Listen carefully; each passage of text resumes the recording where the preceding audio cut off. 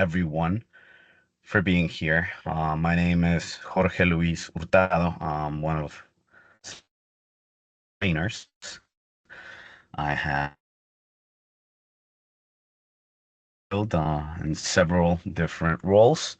Nevertheless, I am very happy to be here with all of you. Um, I'm guessing we have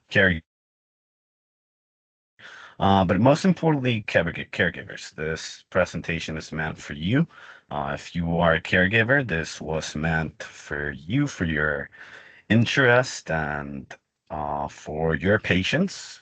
We care about all our elderly patients and our elderly population here in San Isidro Health. And well, we just want to go ahead and empower you guys to learn a little bit more about the most prevalent or common illnesses that we have in this country, if you want to call it that. So let's go ahead and begin.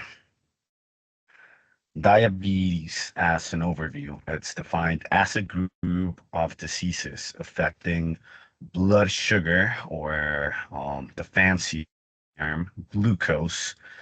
So it's the blood sugar utilization or glucose utilization in our bodies. I don't know if you know this, but I'm sure you do. Glucose works as fuel for every one of our cells. And even though, yeah, we can do the keto diet and still go around or whatnot, and that doesn't have any sugar, right? Yeah, even though there are some cells in our bodies that can perform without sugar, sugar is still glucose and it's still the main source of our body. So, what is diabetes? It's a problem utilizing sugar in our bodies. So it has a lot to do with something called insulin and the peripheral resistance to this molecule, protein insulin, in our bodies. We'll continue to talk a lot more about that. So we have two types of diabetes, type 1 and type 2. Type 1 is more of a genetic type of diabetes. People get it when they're young. They have a problem utilizing sugar in their bodies when they're young. And there's a type 2 diabetes. This is more of an acquired type.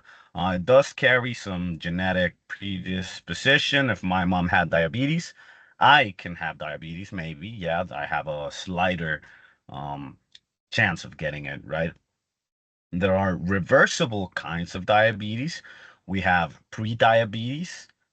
We don't have diabetes yet. We can still go back, and we have gestational diabetes. We get a transitional type of diabetes while we're pregnant or while women are pregnant. Men should not be pregnant, but that's it. And we're gonna keep talking about both of these, beginning with type 1 diabetes. This is an autoimmune destruction. What does this mean? Your immune system, what fights infections and diseases, recognize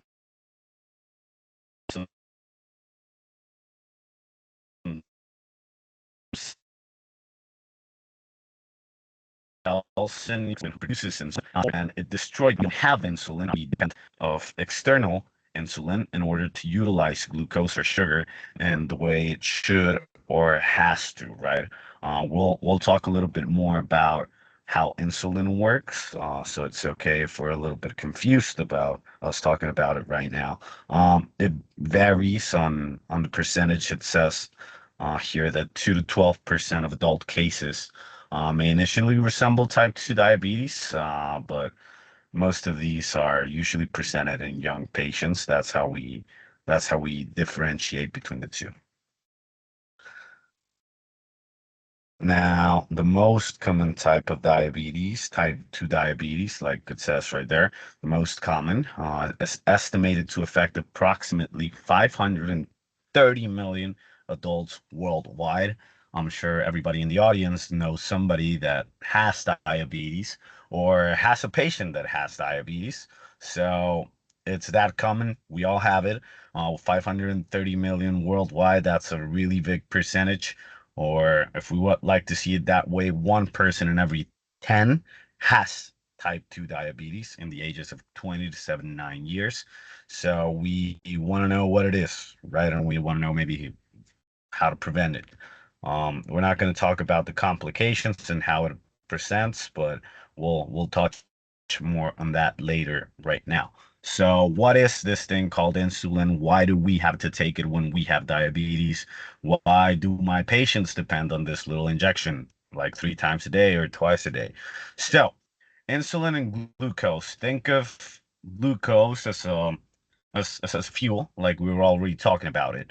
Now think of insulin as the key that allows glucose to go into our bodies.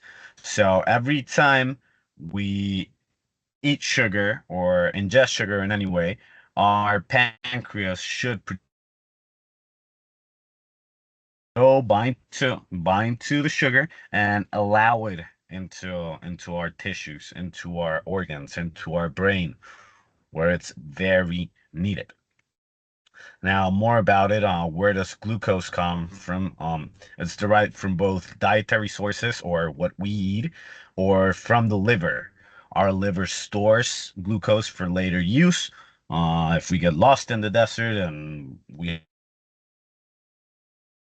liver has our backs for limited amount of time. But yeah, and right here, we can see the relationship. This is our pancreas. It looks like a little piece of fat, if you want to see it that way. And this is our liver. Looks like a liver.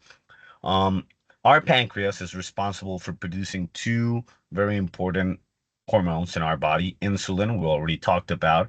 It allows glucose to enter in our cells, and it has glucagon. So in times of starvation, your pancreas is going to produce glucagon, so the glucagon can go to the liver and bring out some sugar into the blood. But when we just ate, when we are not lost in the desert and we're just having, I don't know, some sodas, um, our body produces insulin because too much sugar in our bloodstream, it's definitely an issue. And this insulin is going to go to the tissues so that the tissues can open their doors for that sugar to go into them. All right, we're going to continue. Now, risk factors. Why do we get diabetes? Like we said before, family history. We have an increased chance of getting diabetes if our family members have diabetes. It's in our genes. Auto antibodies. If my mom had type 1 diabetes, my dad had type 1 diabetes, most probably my body's going to kill my pancreas too. So that's just the way it is. And even with auto antibodies, not everyone develops diabetes. Let's just keep that in the back. And some risk factors, race and ethnicity. That's very important.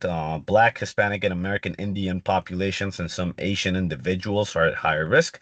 If we are overweight, we are at higher risk. If we had central or abdominal obesity, that is a higher risk in comparison to the people who gain weight like all over their extremities or whose fat goes to their butts.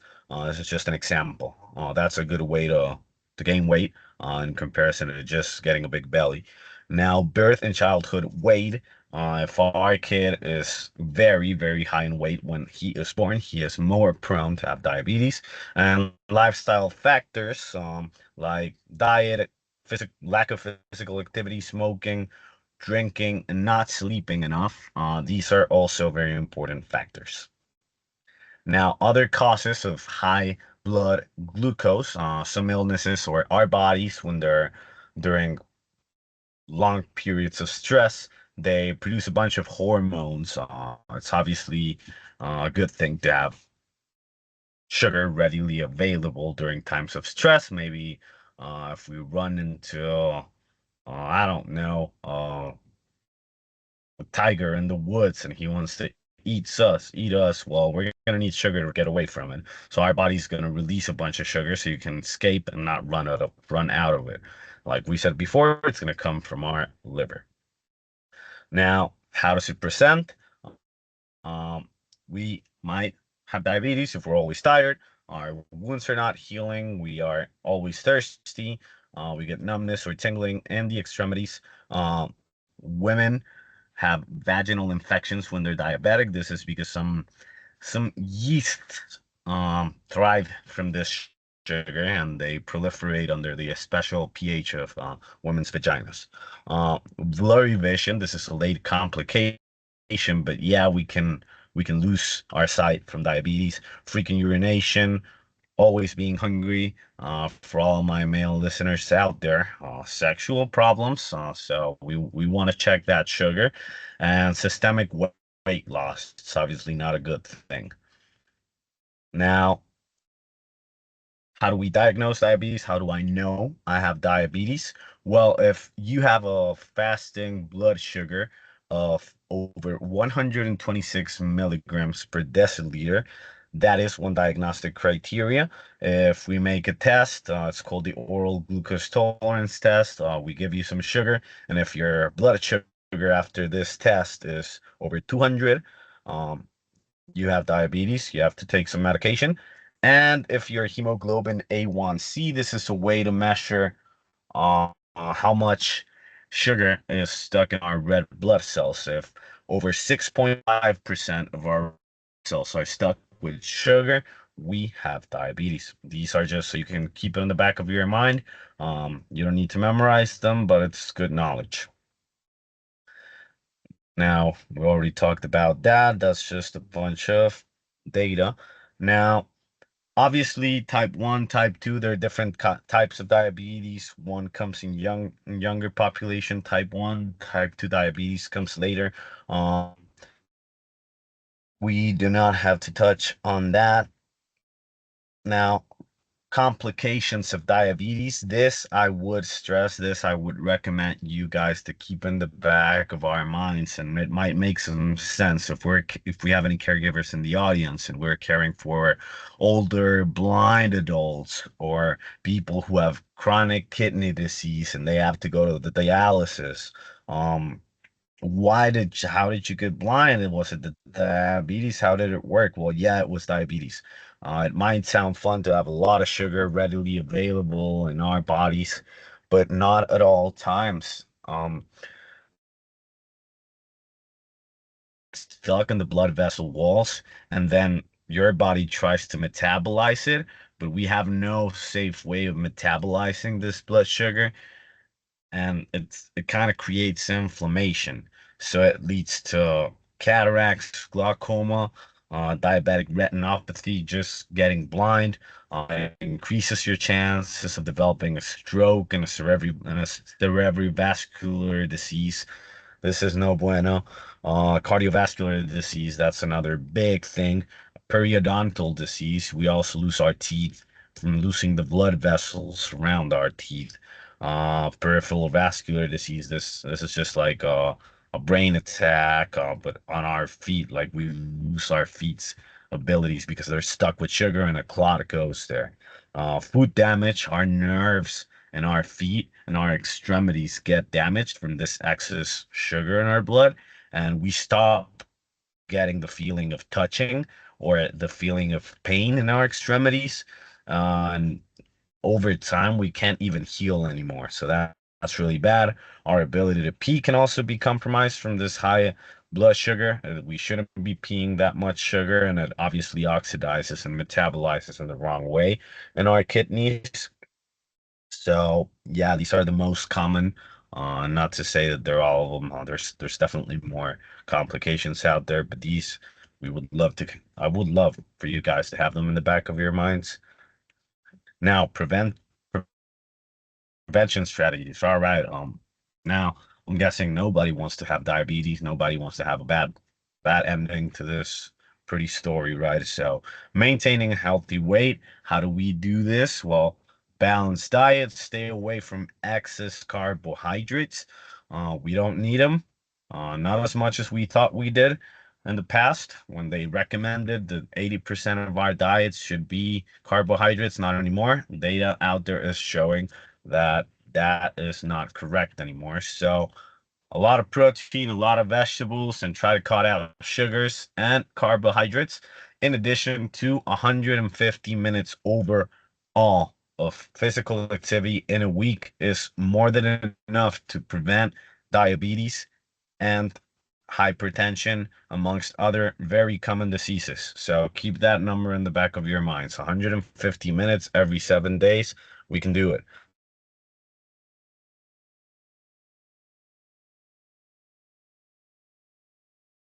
If we know we haven't been having a great diet, we might want to get ourselves checked, get a yearly physical, even if you are not overweight and you are in shape.